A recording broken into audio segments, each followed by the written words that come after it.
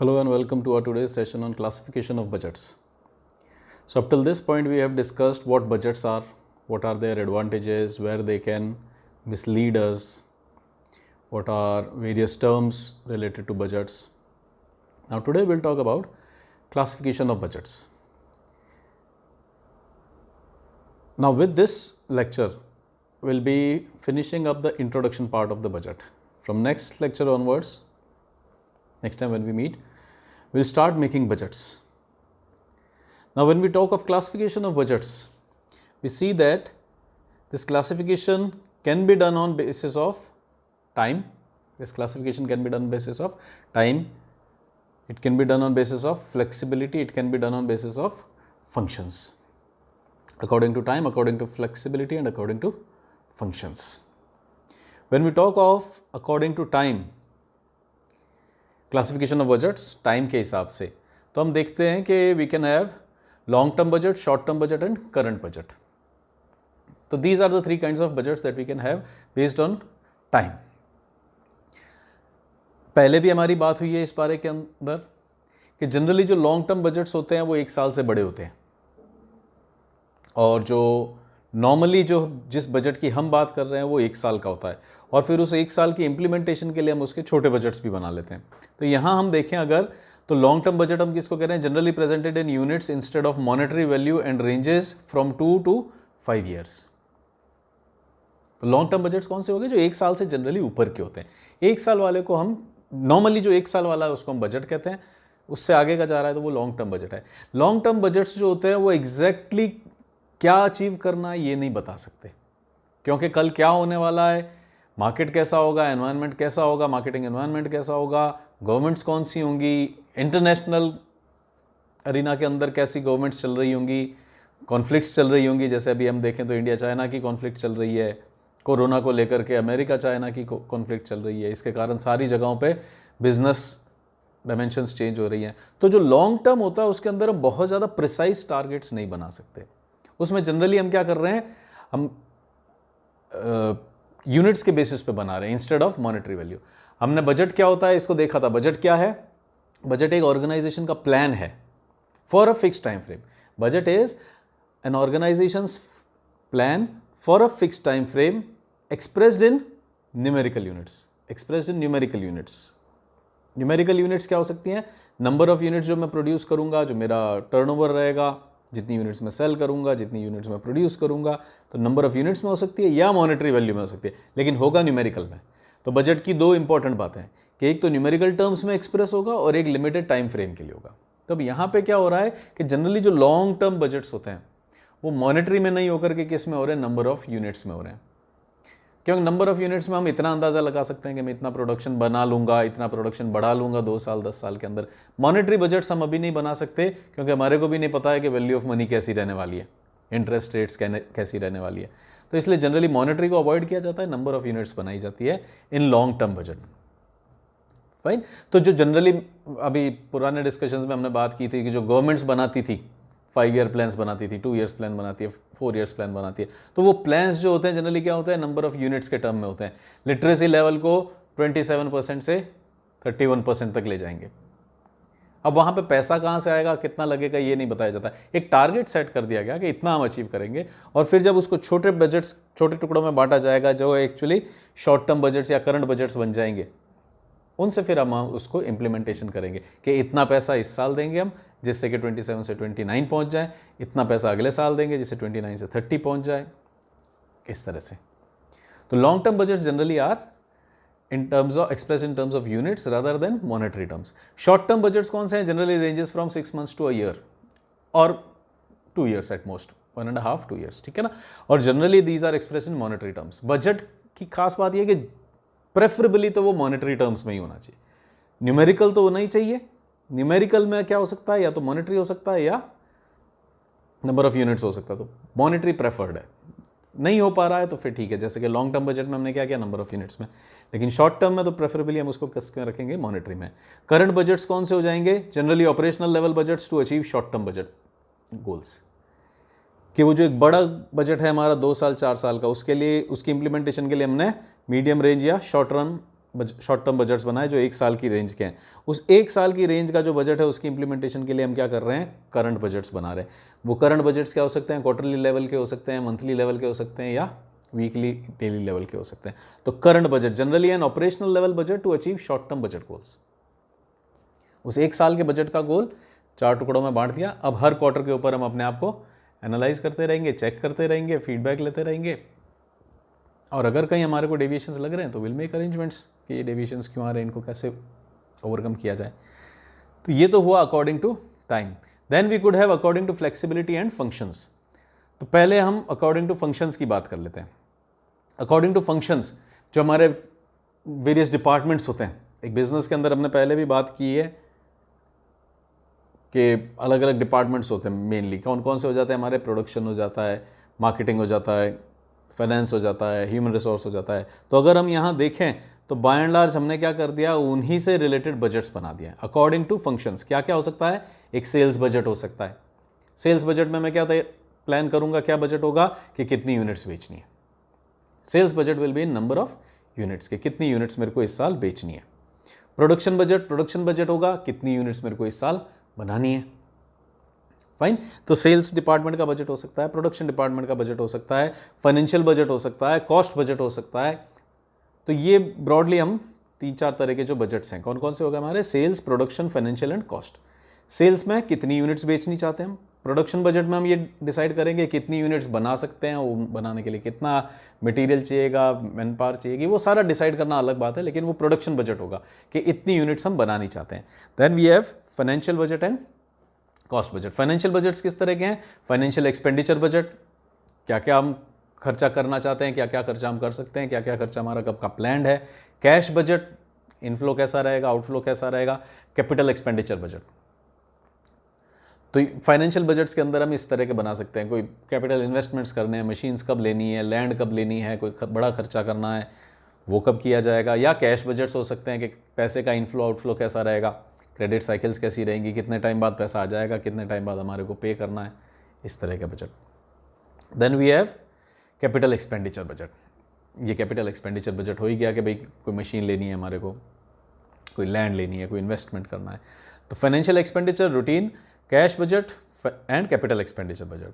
फिर अगर हम कॉस्ट बजट्स की बात करें तो कॉस्ट बजट्स के अंदर हमारे पास क्या क्या हो सकते हैं, प्रोडक्शन कॉस्ट बजट हो सकता है, एडमिनिस्ट्रेशन बजट हो सकता है, सेलिंग एंड डिस्ट्रीब्यूशन बजट हो सकता है, रिसर्च एंड डेवलपमेंट बजट हो सकता है। तो ये बाय एंड लार्ज वो एरियाज हैं जहां पे हमारा पैसा खर्च होता है। तो कॉस्ट कितनी लगने वाली है उसके बारे में भी हम एक बजट बना सकते हैं। तो ये किस तरह के हो गए, cost budget, production budget, selling and distribution budget. तो वो जो हमारा 2 बजट्स इनिशियली हमने बनाए थे वो कौन कौन से बजट्स थे, sales budget and production budget. Sales budget में कितना बेचेंगे, प्रोडक्शन बजट में कितना बनाएंगे। उन्हीं की अगर मैं कॉस्ट की भी तैयारी कर लूँ कि इनमें कितना खर्चा मैं इस बार करने के लिए तैयार हूँ, कितना खर्चा एक्सपेक्टेड है, तो सेल्स का जो आपने बनाया उसका तो हो गया selling and distribution budget. Production budget का जो खर्चा बनाया आपने तो बन गया production cost budget. Production cost budget के अंदर, जैसा कि अभी हमने ऊपर प्रोडक्शन बजट की जब बात की थी तो हमने देखा था कि प्रोडक्शन के अंदर क्या देखना होगा कि मटेरियल कहाँ से आएगा, कब आएगा, मैन पावर कब आएगी, कितनी आएगी, शिफ्ट्स कितने घंटे की बनानी है, ये सारा तैयारी करना। तो अगर हम प्रोडक्शन कॉस्ट बजट की बात करें तो उन्हीं चीज़ों से रिलेटेड कॉस्ट्स का बजट बन जाएगा, जैसे कि material cost budget, labour cost budget, manufacturing budget. तो जो कुछ भी आपने प्रोडक्शन बजट के अंदर तय किया है कि मैं इतनी यूनिट्स बनाऊंगा, वो बनाने के लिए जो जो रिसोर्सेज लग रहे हैं उन सब का अगर कॉस्ट बजट बना दिया जाए तो वो ये कॉस्ट बजट्स हो गए। हम इन सब बजट्स को आने वाले सेशंस के अंदर क्वेश्चन सॉल्व करके देखेंगे कि किस तरह से ये सारे बजट एक दूसरे से जुड़े हुए हैं और किस तरह से जब मैं प्रोडक्शन बनाने की कोशिश करता हूँ प्रोडक्शन बजट, उससे पहले मेरे को सेल्स बजट चाहिए। इसका मतलब ये दोनों जुड़े हुए हैं। जैसे ही मैं प्रोडक्शन बजट बनाने की कोशिश करता हूँ तो मेरे को उसके कई सारे एस्पेक्ट्स के ऊपर ध्यान देना पड़ता है, like material cost budget, labour budget, तो इन सब के ऊपर मेरे को ध्यान देना पड़ता है। तो we will see these all in coming days. In fact next class onwards हम एसी पे जाने वाले हैं, next lecture onwards. So for now we have production cost budgets के अंदर production cost budget, selling and distribution budget, admin budget and R&D budget. तो production cost budget के अंदर ये सारे आ गए, जो भी हमारे लगेंगे सामान, material budget, material cost budget, labour budget, manufacturing budget. Selling and distribution की बात हमने की कि जब आप सेल्स बजट तैयार करते हैं कि मैं इतनी यूनिट्स बेच दूंगा, तो सेल्स को करने के लिए हमारे को सेल्समैन चाहिएंगे, हमारे को लॉजिस्टिक्स चाहिएंगी, डिस्ट्रीब्यूशन कॉस्ट आएंगी, जो सेल्समैन है उसको इंसेंटिव देना होगा, जहाँ पे वो जो शॉपकीपर रिटेलर बेच रहा है उसको भी हमारे को इंसेंटिव्स देने होंगे कि अगर इतने की सेल्स कराता है, इतने का सामान लेता है तो क्या देंगे, तो उससे कितना पैसा आएगा, कितना मेरा पैसा लग रहा है। All this is selling and distribution budget. फिर production cost budget, selling and distribution budget. उसके बाद research and development budget. Research and development budget क्या हो गया? अब छोटी फर्म्स होती हैं वो जनरली रिसर्च एंड डेवलपमेंट में इतना पैसा नहीं लगाती, लेकिन अपन बड़ी कंपनीज की बात करें like Sony, Samsung, LG, then you have your general air conditioners, Daikin, तो ये जितने भी बड़े बड़े नाम हम ले रहे हैं, जनरल मोटर्स का आप नाम ले लो, फरारी का नाम ले लें, मर्सिडीज़, तो ये जितनी भी बड़ी ब्रांड्स हैं, ये सारी की सारी बड़ी ब्रांड्स इतनी बड़ी क्यों हैं? Because they are leaders. ये लीडर्स क्यों हैं? क्योंकि ये कुछ न कुछ नया लाते रहते हैं। तो रिसर्च एंड डेवलपमेंट में ये इतना टाइम और पैसा इन्वेस्ट करते हैं कि हर टाइम ये कुछ न कुछ नया बनाते रहते हैं। एक कार को और एफिशिएंट कैसे बनाया जा सकता है, एक कार को और ज़्यादा कंफर्टेबल कैसे बनाया जा सकता है, एक कार को और अंदर से स्पेशियस कैसे बनाया जा सकता है, बाहर से छोटी करते हुए अंदर से स्पेशियस कैसे बनाया जा सकता है, उसका बूट स्पेस कैसे बढ़ाया जा सकता है, टेलीविजन का पिक्चर क्वालिटी कैसे इंप्रूव किया जा सकता है, कैमरा का पिक्चर क्वालिटी कैसे इंप्रूव किया जा सकता है। तो ये रिसर्च एंड डेवलपमेंट चलता रहता है, रिसर्च होती रहती है, डेवलप होते रहते हैं प्रोडक्ट। बहुत बार पूरी रिसर्च के बाद पता पड़ता है प्रोडक्ट अच्छा नहीं है, उसको स्क्रैप कर दिया जाता है, नया रिसर्च की जाती है। तो रिसर्च एंड डेवलपमेंट बजट छोटी फर्म्स जनरली नहीं रखती है, जो हम लोकल लेवल पे देखते हैं, लेकिन जितनी भी बड़ी फर्म्स हैं, एमएनसीज हैं, वो सब जने बहुत पैसा इसके अंदर इन्वेस्ट करते हैं। You see that one plus, Xiaomi, Samsung, Apple, ये सब लोग हर साल नए से नए फ़ोन ला रहे हैं, फास्ट से फास्ट प्रोसेसर्स ला रहे हैं, कैमरा के अंदर इतनी रिसर्च एंड डेवलपमेंट कर रहे हैं कि जहां एक कैमरा 1 मिनट शूट होता था पहले, आज उसके अंदर वो 4-4 कैमरा लगा रहे हैं अलग अलग फोकल लेंथ के कारण। एक बड़े कैमरा के अंदर तो आपके पास फोकल लेंथ कुछ भी हो सकती है because lens can move, but mobile तो इतना पतला होता है कि लेंस मूव ही नहीं कर सकता उसके अंदर। तो ये कैसे टेक्नोलॉजी लाए कि लेंस मूव नहीं कर सकता, तो क्या हुआ, हम अलग अलग लेंसेज लगा देंगे। तो ये जो हम कॉड लेंसेज देख रहे हैं, ट्रिपल लेंसेज देख रहे हैं, उनमें हो क्या रहा है बेसिकली, वो अलग अलग फोकल लेंथ के लेंसेज लगे हुए हैं। तो जो एक लेंस आपका जूम करके करता, अब क्योंकि पतले फ़ोन के अंदर हम लेंस को मूव नहीं करा सकते, तो ये हो गया। ये कहाँ से आया? रिसर्च एंड डेवलपमेंट से, कि क्या हम ऐसा ट्राई कर सकते हैं कि एक ही लेंस को अगर हम जूम इन जूम आउट नहीं कर सकते तो 4 अलग अलग लेंसेज ले लें, अलग अलग फोकल लेंस के। तो ये रिसर्च एंड डेवलपमेंट का आउटकम है। तो we see research and development भी होता है। हाँ, छोटी फर्म्स नहीं करती हैं, बड़ी फर्म्स तो करती ही करती हैं definitely. Then we have administration budget. Administration budget क्या हो गया कि रूटीन के अंदर हमारे यहाँ पे पेपर आ रहा है, स्टेशनरी आ रही है, प्रिंटर कार्ट्रिजेस आ रही हैं, पानी की मशीन के फिल्टर्स आ रहे हैं, तो ये सारा जो खर्चा लग रहा है हमारा, ये किस में आ जाएगा? एडमिन बजट के अंदर। कोई CSR कर रहे हैं, कोई प्लांटेशन हो रही है, तो ये सारा का सारा एडमिन बजट में चला जाएगा। अगर आपने कोई अपने मैनेजर को कार दे रखी है, अगर उसको मैनेजर को एक ड्राइवर दे रखा है, तो इस तरह के खर्चे। तो बाय एंड लार्ज ये सारे के सारे खर्चे जो आ गए, ये किसके अंदर आ गए? हमारे कॉस्ट बजट में। तब तक हमने 2 देखे। According to time you could have normal kind of budget, long term budget, then you could have short term and current. तो हमने जनरली कहा कि 1-1.5 साल से ऊपर के जो हैं वो लॉन्ग टर्म हो गए, शॉर्ट टर्म हो गए जो जनरली 6 महीने से 1-1.5 साल तक के हैं, और करंट बजट्स हो गए जो बिल्कुल अभी के अभी 1 महीना 3 महीना की लेवल के हैं। That was according to time. Then according to functions हमने देखा कि जो एक बिजनेस के वेरियस फंक्शंस होते हैं, सेल्स बजट कितना बेचना है, प्रोडक्शन बजट कितना बनाना है, सेल्स पे जो खर्चा होगा वो बन गया सेलिंग एंड डिस्ट्रीब्यूशन का कॉस्ट बजट, प्रोडक्शन में जो खर्चा होगा अलग अलग एस्पेक्ट्स के ऊपर, लैंड पे, मशीन पे, लेबर पे, तो वो क्या बन गया? Material cost budget, labour cost budget. Then we add financial budgets. Financial budgets के अंदर क्या हो गया कि कैपिटल एक्सपेंडिचर कैसा रहेगा, वर्किंग कैपिटल कैसा रहेगा, कैश बजट कैसा रहेगा, कैश इनफ्लो कैसा रहेगा। तो हर एक चीज़ को अलग अलग तरह से अगर मैं मॉनिटर कर रहा हूँ और उसका बजट बना रहा हूँ कि कैपिटल एक्सपेंडिचर्स पे कैसे चलेंगे, तो capital expenditure budget. Normal working capital का क्या सिनेरियो रहेगा? Financial expenditure budget. Cash budget, cash inflow का क्या रहने वाला है, कब पैसा आएगा, कब पैसा जाएगा, तो ये फाइनेंशियल बजट्स हुए। Then we had research and development budget and administration budget. तो ये तो हुए हमारे classification of budgets according to time and according to function. अब जो हम पढ़ने वाले हैं, जिस तरह से हम इसको देखेंगे, अपने पूरे सब्जेक्ट के अंदर जिस तरह से हम आगे क्वेश्चंस को देखेंगे, बजट्स बनाएंगे, तो उसमें बेसिकली हम ये सारे फंक्शनल बजट्स बनाएंगे जो अभी हमारे को दिख रहे हैं। तो ये सारे फंक्शनल बजट्स बनाएंगे। हाँ, किसी क्वेश्चन के अंदर हम सेल्स बजट बनाएंगे, किसी में प्रोडक्शन बजट बनाएंगे, किसी के अंदर लेबर बजट बनाएंगे, तो वो अलग अलग बजट्स बनेंगे। लेकिन अगर इन बजट्स को सबको जोड़ दिया जाए तो वो बनता है मास्टर बजट। तो हम फंक्शनल बजट्स भी बनाएंगे, मास्टर बजट भी बनाएंगे। और ये जो फंक्शनल बजट्स हैं और मास्टर बजट्स हैं, ये दो तरह से बन सकते हैं।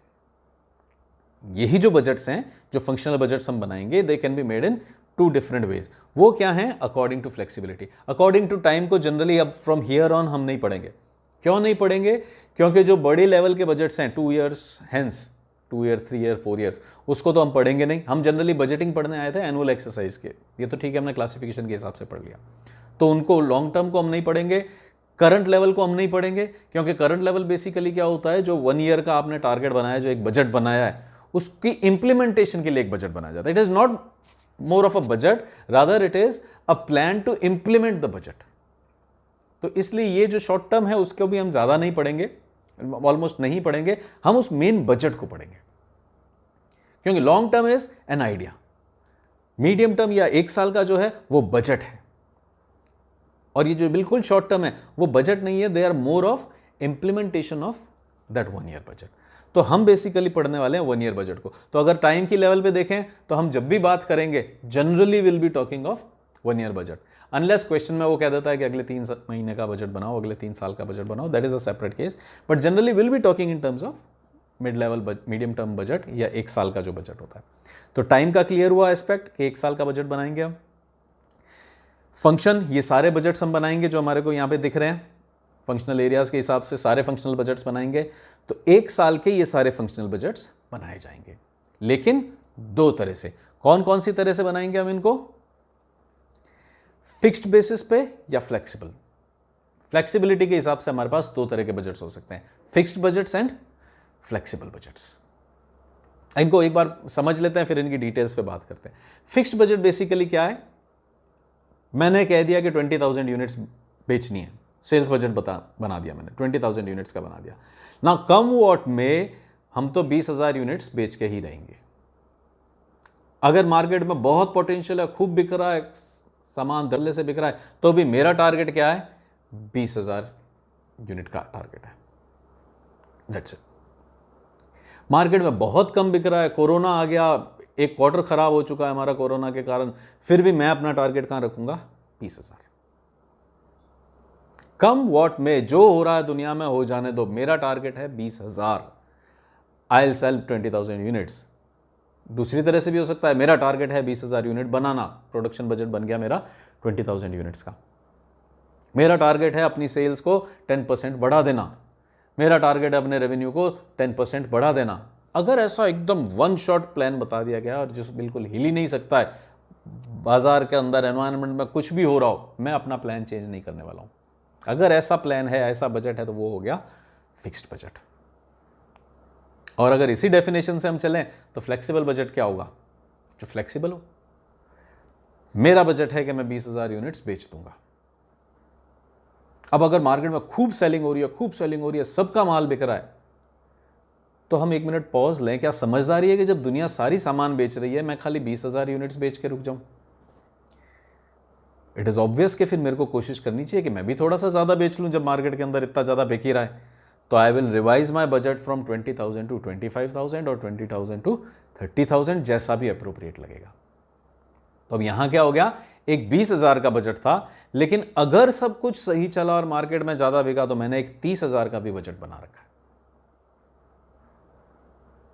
1 मिनट यहीं रुक करके डिफरेंशिएट करते हैं। फिक्स्ड बजट में क्या था? पूरे साल एक ही टारगेट है, 20,000 यूनिट। मार्केट अच्छा है, मार्केट बुरा है, I am not revising my target, 20,000 unit. Flexible में क्या हुआ? 20। अगर मार्केट में अच्छा हुआ, सब कुछ सही से चला और बिकने लग गया, तो मैं अपना रिवाइज कर दूंगा बजट 30 पे। रिवीजन का क्या मतलब हुआ? ऐसा नहीं है कि 20 है, चलो 20.5 बना लेते हैं, चलो 21 बना लेते हैं, ऐसा नहीं होगा। 20 या 30, अगर अच्छा लगने लगा तो I revise my target to 30। हाँ, अगर आपको लगता है कि 30 is too much, keep a 25 also. 20,000 unit, अगर मार्केट अच्छा लगा तो 25,000 यूनिट, और सेकंड क्वार्टर के रिवीजन के बाद भी अगर मेरे को एनालिसिस के बाद भी लगा कि अभी भी पोटेंशियल है, I will revise it further to 30,000 unit.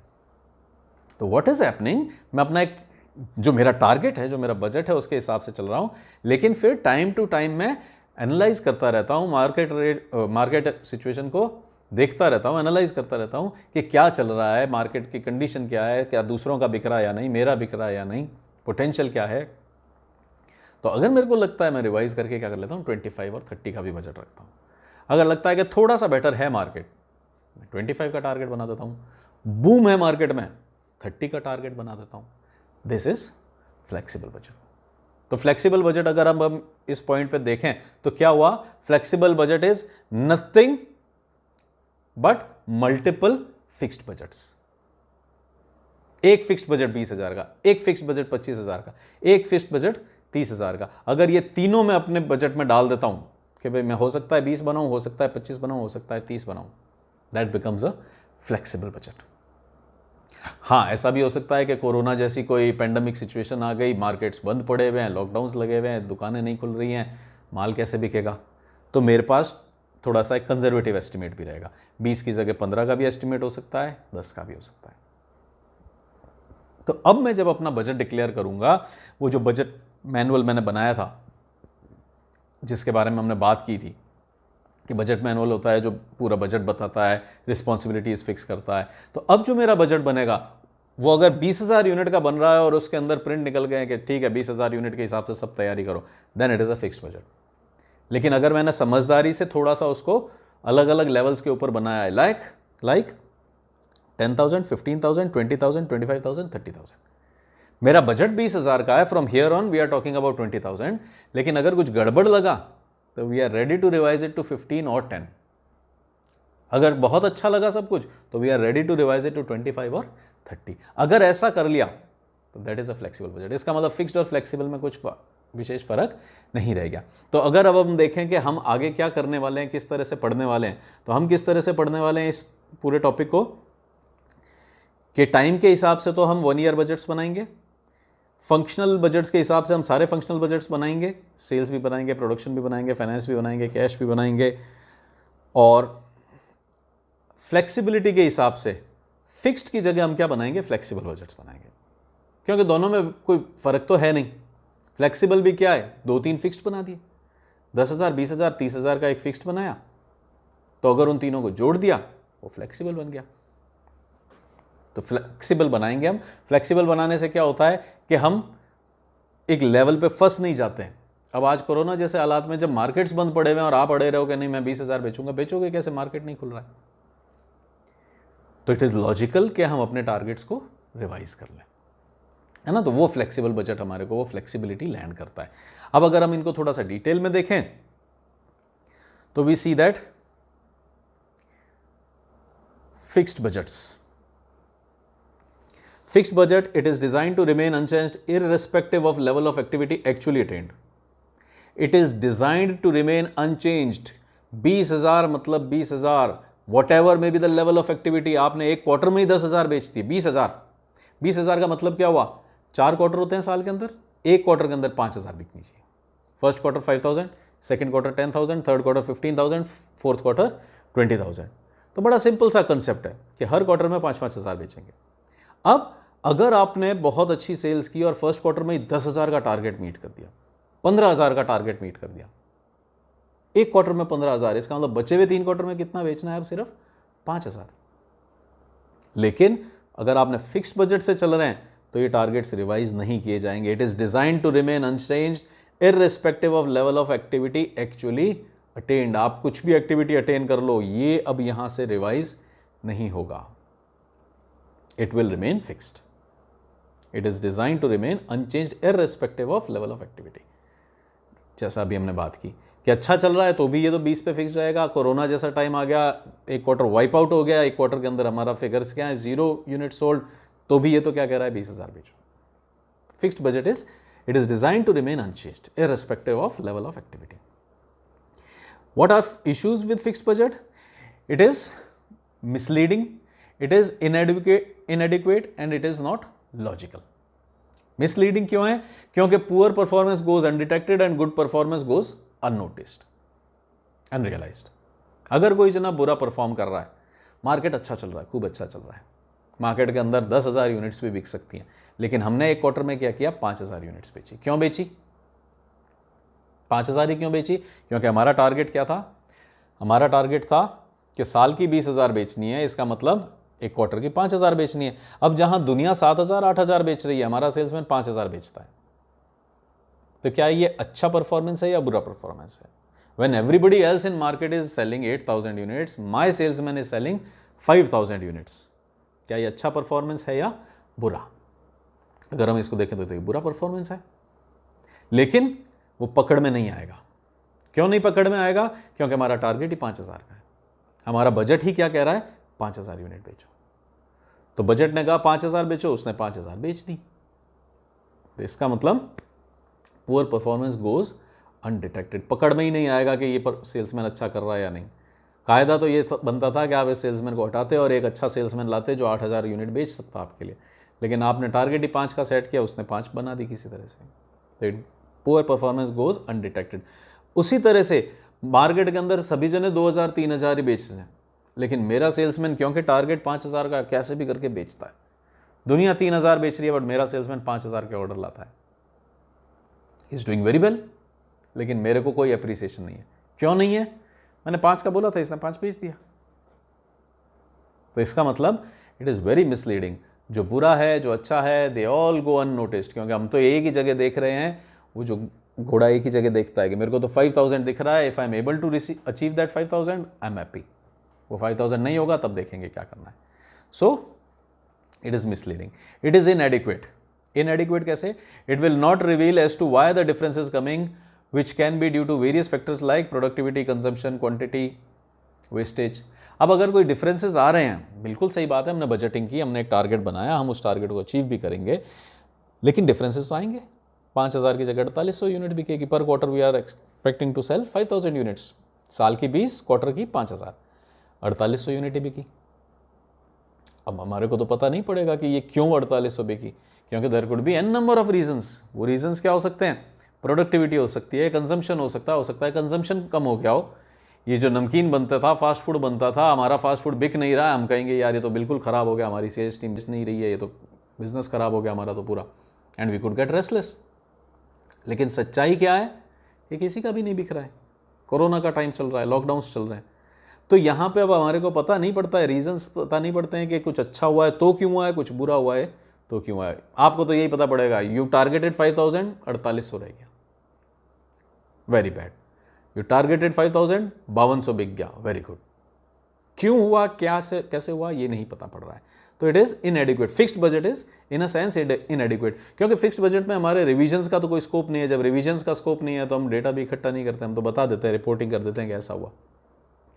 Revision का स्कोप हो, चांस हो कि भाई सामने कोई सुनेगा और हमारा बजट रिवाइज होगा, तो हम सारी एक्सरसाइज करें। तो फिक्स में जब रिवीजन नहीं होना है, हम कोई एक्सरसाइज नहीं करते, तो इट इज़ इनएडिक्वेट, लिमिटेड है in scope, and it is not logical. Comparison should be made between two things with similar base, while in fixed budget actual costs and activity are compared against budgeted cost and activity। जो actuals हैं उसको एक अंदाजा जो था उससे compare करते हैं, ये थोड़ा सा गड़बड़ हो जाता है। हमने अच्छा किया या नहीं, ये किससे कंपेयर होना चाहिए कि आज के डेट में बाकी सब कैसा कर रहे हैं, उससे पता पड़ेगा कि भाई मैंने वाकई में अच्छा किया या नहीं किया। Suppose market potential is 20,000, on an average मेरे जैसी ब्रांड पिछले साल के हिसाब से इस साल 20,000 यूनिट्स बेच सकती थी। मैंने टारगेट बना दिया 50,000, 20,000 से सीधा 50,000, एग्रेसिव मार्केटिंग, जाओ बेचो 50,000। तो मैंने तो ये टारगेट बना दिया। अब जब हमारा सेल्स होंगी, साल चलेगा, वो 50,000 की जगह हमारा टारगेट क्या अचीव होता है, 30-35,000 ही हो पाता है। तो अब मैं यहां क्या कहने लग जाऊंगा, 50 कहा था 35 ही करके लाए हो। तो actuals are being compared against budgeted. जबकि मैं देखूं कि मैं 20,000 पे पिछले साल था, इस बार टारगेट नॉर्मली जो होता है वो 20,000 होता, मैंने 35 बेचा है, तो मैं देखूं तो सही कि दूसरों ने क्या किया है। दूसरों का मुझे पता पड़ रहा है कि एक और कंपनी है जिसने पिछले साल 10,000 बेचा था, इस बार उसने खाली 11,000 बेचा है। तो इसका मतलब उसकी कितनी ग्रोथ हुई है, 10%। कोई दूसरी कंपनी है जो 50,000 बेच रही थी, उसने इस बार 52,000 बेचा है, उसकी ग्रोथ कितनी हुई है? 5%, 2.5%। कितनी हो गई? 50,000 का 5%, 4% के करीब, 4% हो गई। तो एक कंपनी की 10% हुई, एक कंपनी की 4% हुई। मेरा जो 20,000 था वो 35,000 बन गया, 75% ग्रोथ। तो एक्चुअली तो बहुत बड़ी ग्रोथ मिली है। लेकिन हम क्या है, 50,000 के टारगेट से कंपेयर कर रहे हैं। मैं क्या कर रहा हूं, अपने एक्चुअल को अपने बजटेड से कंपेयर कर रहा हूं। तो ये तो गड़बड़ हो गई। जब मार्केट में इतना पोटेंशियल ही नहीं था, सबकी ग्रोथ कितनी हुई? 10%, 5%। हमारी ग्रोथ कितनी हुई? 75%। तो एक्चुअली तो it is very good news कि हमने दूसरों से बहुत ज़्यादा अच्छा काम किया है। लेकिन हमारे को क्या हो रहा है, हम अपने एक्चुअल को बजटेड से कंपेयर करें। तो ये एक बहुत बड़ा फ्लॉ रह जाता है फिक्स्ड बजट्स के अंदर। फिर अगर हम फ्लेक्सिबल बजट्स की बात करें तो फ्लेक्सिबल को हमने देखा, it is a series of fix budgets. पहले ही अपनी बात हुई थी कि फ्लेक्सिबल क्या है, it is nothing but multiple fixed budgets. So it is a series of fixed budgets, a set of alternative budget plans. Alternative 20 target करेंगे, अच्छा हुआ तो 30 कर लेंगे, गड़बड़ लगी तो 10 का टारगेट अचीव कर लेंगे। Then features of flexible budget, prepared for different levels instead of single level. एक लेवल की जगह हम कई चीज़ों के लिए तैयार हैं। मार्केट में बूम आई तो भी आई एम तैयार, आई एम रेडी। मार्केट में रिसेशन आया, स्टिल आई एम रेडी। ऐसा नहीं है कि मैं एक ही टारगेट लेके चल रहा हूँ, अच्छा और बुरा मेरे को मतलब नहीं है। तो it is prepared for different levels instead of single level. Dynamic basis of comparison, 20,000 से कंपेयर नहीं होता है। अभी जो मैंने कहा कि सारी दुनिया ही 10%, 5% ही बढ़ा रही है, तो फिर मैं अब 50,000 से कंपेयर करूँ, वो सही नहीं है। तो फ्लेक्सिबल में क्या है, मेरे पास अलग अलग लेवल्स हैं। अगर लग रहा है कि हाँ सभी की ग्रोथ हो रही है, तो मैं 20,000 की जगह अपने आप को 25,000 पे ले जाऊंगा। और फिर मेरा कंपैरिजन कहाँ से करूंगा कि how have I done against 25,000। तो dynamic basis of comparison, fixed नहीं है कि एक ही एक चीज पे अड़े हुए हैं। Tailor made budget for any volume, कि कितना भी वॉल्यूम हो, इट इज टेलर मेड। ऐसा नहीं है कि जब मार्केट में कुछ भी नहीं बिक रहा है, कुछ भी नहीं बिक रहा है और हम रेस्टलेस हो जाए, अब क्या करें हम। आई हैव अ प्लान। मैंने जब बजट बनाया था तभी मेरे को पता था कि 20,000 हुआ था, ऐसा प्लान है मेरा। और अगर 10,000 हुआ तो मेरी शिफ्ट्स इतनी रहेंगी, इतने घंटे मैं काम कराऊंगा, यहाँ से मेरा रॉ मटेरियल आएगा, रॉ मटेरियल कम मंगवाना है। जो गोडाउन्स हैं उनको, जो 4 गोडाउन्स हैं किराए पे, उनको 2 ही लेने हैं, 2 को हम छोड़ देंगे किराया से।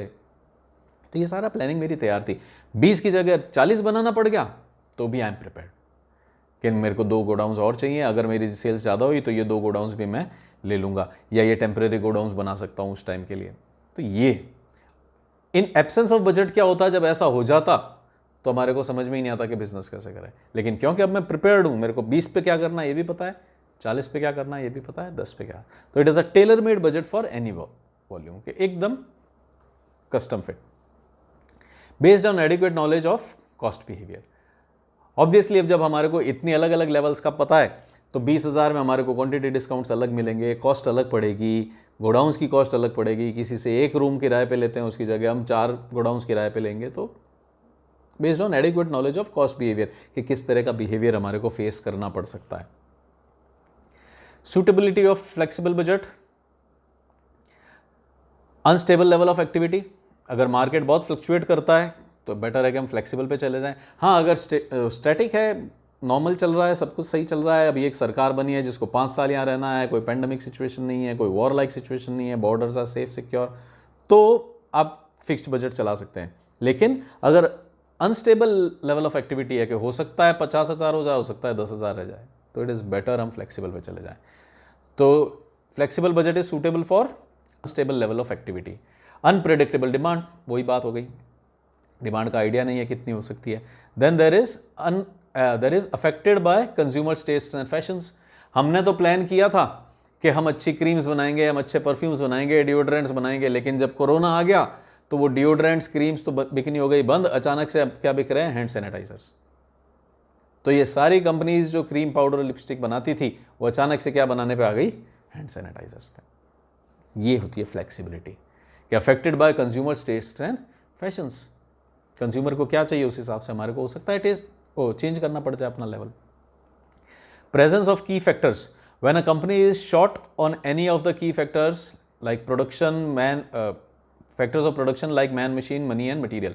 ये हमने पहले भी बात की थी कि की फैक्टर्स क्या होते हैं। की फैक्टर्स क्या होते हैं? जो फंसाते हैं, जो मेरे स्ट्रॉन्ग पॉइंट नहीं है। अगर मेरे पास खूब सारा पैसा है तो फिर पैसा की फैक्टर नहीं रह जाएगा, फिर तो की फैक्टर क्या रह जाएगा?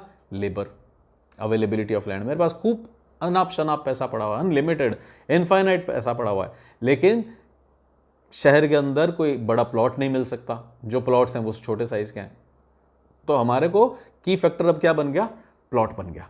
अब मेरे को वो ही छोटा प्लॉट लेकर के उसके अंदर ऐसा एक आर्किटेक्चर बनाना होगा जिससे कि मैं एक बड़ी सारी फैक्ट्री का काम वहां पे कर सकूं। प्लॉट तो छोटा ही मिलेगा। तो now that space of land becomes की फैक्टर फॉर मी। इसके बारे में हमारी पहले बात हुई है की फैक्टर्स के बारे में। What are the steps in flexible budgeting? Dividing the range of activity. आप अपना टारगेट सेट कर लीजिए। देखिए normally last year I sold 16,000 units, तो अब जैसा है मेरे को लग रहा है मैं ग्रोथ करता जाऊंगा, this year I expect 20,000 units. तो ये एक बड़ा लॉजिकल कंक्लूजन हुआ कि पिछले साल 16,000 थे, अब ग्रोथ तो करेंगे ही ऑब्वियसली, तो इस बार हम कहां पहुंच जाएंगे? 20 पे। फिर उस 20 को अपना टारगेट लेके, बजट लेके, अगर सब कुछ सही चला और अच्छा हुआ तो हम कहां जा सकते हैं? 25 और 30,000 पे। थोड़ा सा गड़बड़ रहा तो हमको कहां बैक रोल बैक करना पड़ेगा? 10,000 या 15,000 पे। Dividing the range of activity, अपनी एक्टिविटी की जो लिमिट है उसको डिवाइड कर लिया।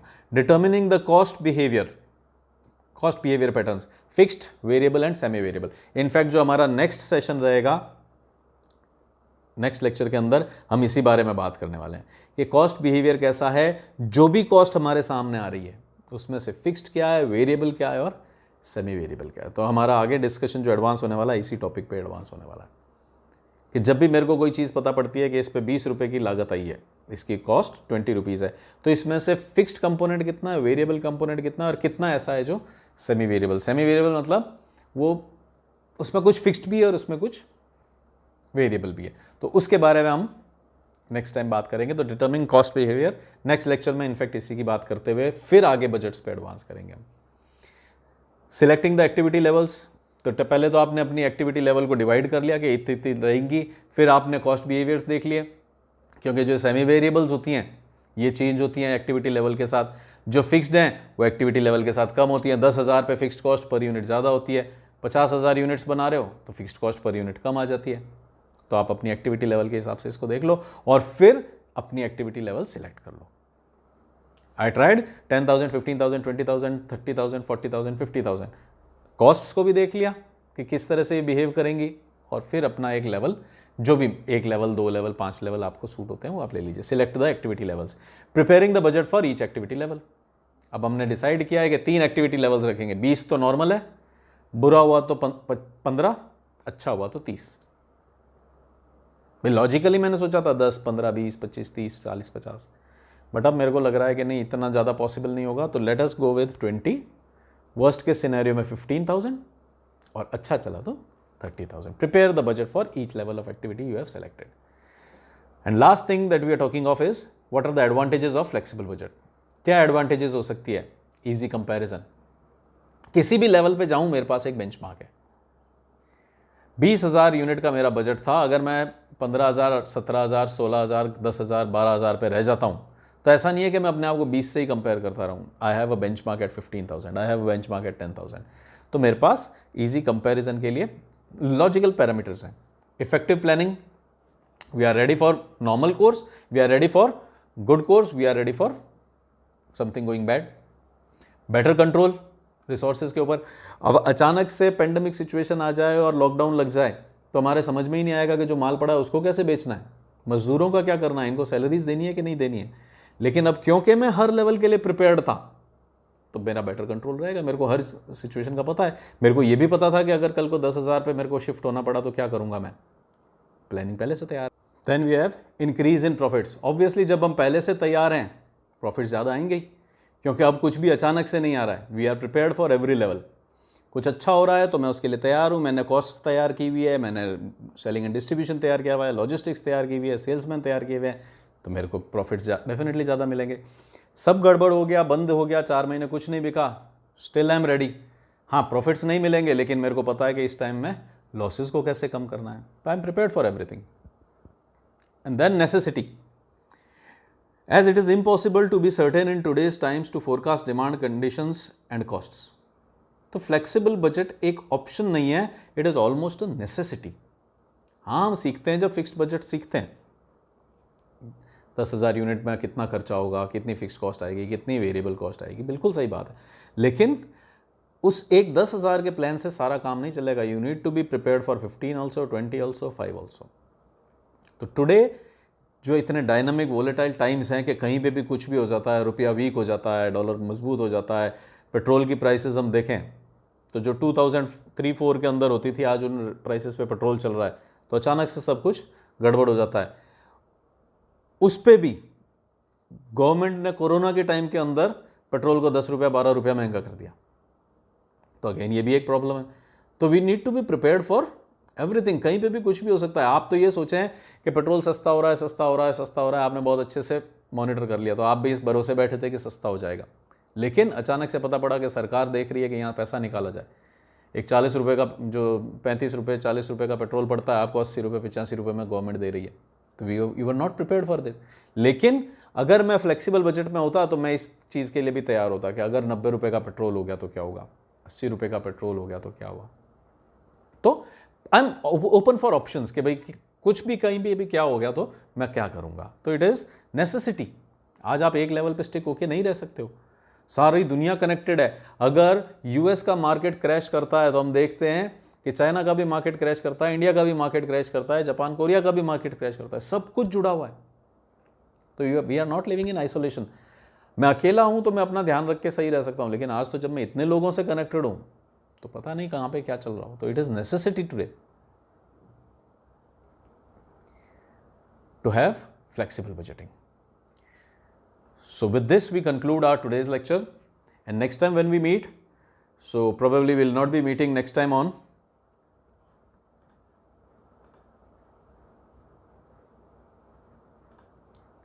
PowerPoint, we'll be meeting on whiteboard, we'll be doing some numericals from next lecture onwards. It's been a long journey, it's been 4-5 sessions for theory, but this introduction was necessary. Now that we have a very good idea that what budget is, what are various types of budgets, functional budgets, what can be the durations, we could have fixed budget, we could have flexible budget, and today's discussion showed that flexible budgets are better. So now we have a very good ground prepared for budgeting. From next time when we meet, we'll work on making the budgets, how to make budgets. So this was it for today's lecture. If you have any queries, comments, leave in the comment box below. If you have not subscribed to this channel already, then please do subscribe to this channel, like, share, comment, and thanks for watching. Bye bye, take care.